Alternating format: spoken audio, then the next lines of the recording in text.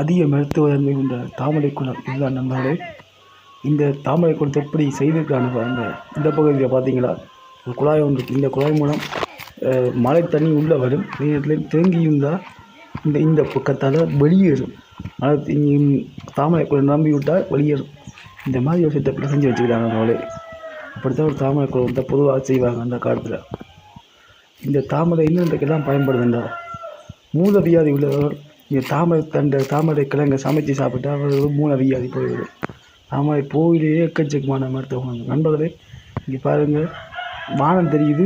நல்லா வைத்து பார்த்தீங்கன்னா அதுக்குள்ளே மீனோட தெரியும். பொதுவாக தாமரை குளங்களுக்குள்ளே மீன் நிற்கிறதுக்கு செய்வாங்க. தண்ணீர்கள் தான் தாமரை செடியே வரும். அதாவது சேத்துக்கு வரும். ஏன் சேத்துக்கு வருதுன்னா சேத்துக்குள்ளே தான் தாமரையால் உருவாக முடியும். அப்படி சேத்துக்குள்ளே அந்த விதைகள் அடியில் போயிருக்கும்.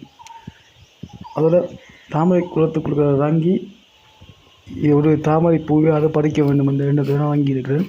முடிஞ்ச தாமரை கிழங்குகளையும் எடுக்கலான்னு பார்க்குறேன் நண்பர்களே. முயற்சி செய்கின்றேன். வாங்கிவிட்டு ரங்க ஆழமாக போய் கொண்டிருக்குது. சேருத்தன்மை அதிகமாக இருக்குது. இது கொஞ்சம் பயமாக தான் இருக்குது. அம்மா சொல்லுவாள், தண்ணிக்குள்ளே இறங்கி தாமரையை பறிக்க போய் ஒருத்தருக்கு தாமரை வேசிக்கப்பட்டு இறந்திருக்கிறார்கள்.